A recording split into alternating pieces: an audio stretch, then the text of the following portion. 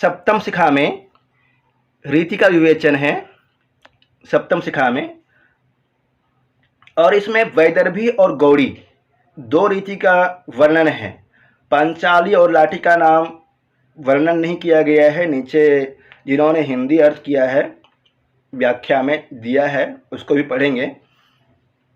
वैदर्भी, गौड़ी, पांचाली, लाठी, ये 4 रीति है। वैदर्भी, गौड़ी, पांचाली, लाठी। रीति की संख्या पूछे आपसे तो वैदर्भी, गौड़ी, पांचाली, लाठी 4 दीजिएगा।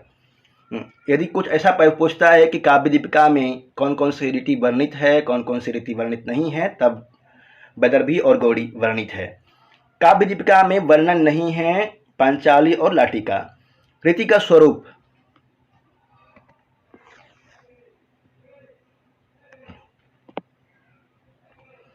अस्त्यनेको गिरां मार्गः सूक्ष्म भेदः परस्परं तत्र वैदर्भी गौड़ीयो वर्ण्यते प्रस्फुटांतरो। दंडी। मार्ग शब्द का अर्थ होता है रीति। मार्ग शब्द प्रयोग हुआ है प्रथम पंक्ति में। काव्य रचना की रीति मार्ग अनेक हैं, उनका परस्पर भेद जो भी है वह सूक्ष्म है, सूक्ष्म भेद है, ज्यादा अंतर नहीं है। पद संघटना रीति रंग संस्था विशेषवत पदों के मेल या संगठन को रीति कहते हैं। रीति किसको बोलते हैं? पद संघटना रीति रंग संस्था विशेषवत। पद संघटना रीति अंग संस्था विशेषवत पदों के मेल या संगठन को ही रीति कहते हैं।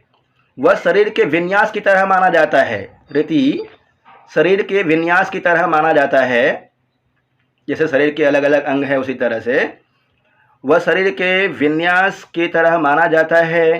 काव्य का देह रूप शब्द और अर्थ की तरह रीति होता है। काव्य का देह रूप शब्द और अर्थ की तरह रीति होता है। वैदर्भी रीति के बारे में कहा गया है, माधुर्य व्यंजकैर्वर्णैः रचना ललितात्मिका आवृत्तिर अल्पवृत्तिर्वा वैदर्भी रीतिरिष्यते। याद कर सकते हैं इसको, तो याद कर लेना है। माधुर्य व्यंजकैर्वर्णैः रचना ललितात्मिका आवृत्तिर अल्पवृत्तिर्वा वैदर्भी रीतिरिष्यते। फिर से देखिए, माधुर्य व्यंजकैर्वर्णैः रचना कैसी है? ललितात्मिका। आवृत्तिर अल्पवृत्तिर्वा, कौन सी रीति होगी? वैदर्भी रीति। आवृत्तिर अल्पवृत्तिर्वा वैदर्भी रीतिरिष्यते। माधुर्य व्यंजकैर्वर्णैः रचना ललितात्मिका। माधुर्य व्यंजक वर्णों से युक्त, म्यूट कर लीजिए, माधुर्य व्यंजक वर्णों से युक्त, माधुर्य व्यंजक अच्छे लगने वाले कर्ण को, ललित मधुर रचना को वैदर्भी रीति कहते हैं। ललित और मधुर रचना, माधुर्य व्यंजक ललित मधुर रचना को माधुर्य रीति कहते हैं, माधुर्य वैदर्भी रीति कहते हैं। माधुर्य व्यंजक है और वैदर्भी रीति है। इसमें या तो समास होता ही नहीं या बहुत छोटे छोटे होते हैं। समास होता ही नहीं या तो बहुत छोटे छोटे समास होते हैं।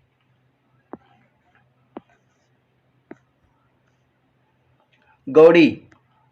ओजः प्रकाशकैर्वर्णैर्वन्धः आडंबरः पुनः। गौड़ी रीति के कवि कौन माने जाते हैं? याद है क्या? गौड़ी रीति के कवि भवभूति माने जाते हैं।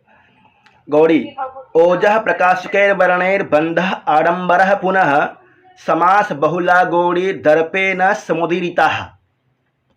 फिर से देखिए इसको, ओजः प्रकाशकैर्वर्णैर्बन्धः आडंबरः पुनः समास बहुला गौड़ी दर्पेण समुदीरिताः। भवभूति इसके कमी है मुख्य रूप से।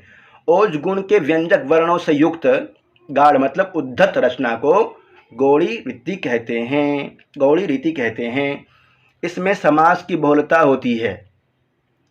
इसमें समास की बहुलता होती है। और क्या कहा गया है इसके बारे में? ओज गुण के व्यंजक वर्णों से युक्त। ओज गुण के व्यंजक वर्ण कौन कौन से थे? भी पढ़ कर के आए हैं।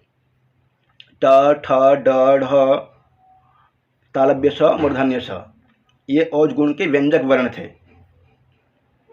और समास कैसे होना चाहिए? समास ज़्यादा होने चाहिए, इसमें 4 पद होने चाहिए कम से कम समास की। ओज गुण के व्यंजक वर्णों से युक्त रचना को गौड़ी रीति कहते हैं। इसमें समास की बहुलता होती है। ये वृत्ति है, वृत्ति नहीं है, रीति है। इसमें समास की बहुलता होती है, ऐसा दोनों के बारे में वहाँ पे कहा गया है। और 2 रीति कौन कौन से हैं? पांचाली और लाटी। पांचाली रीति कवि कौन है?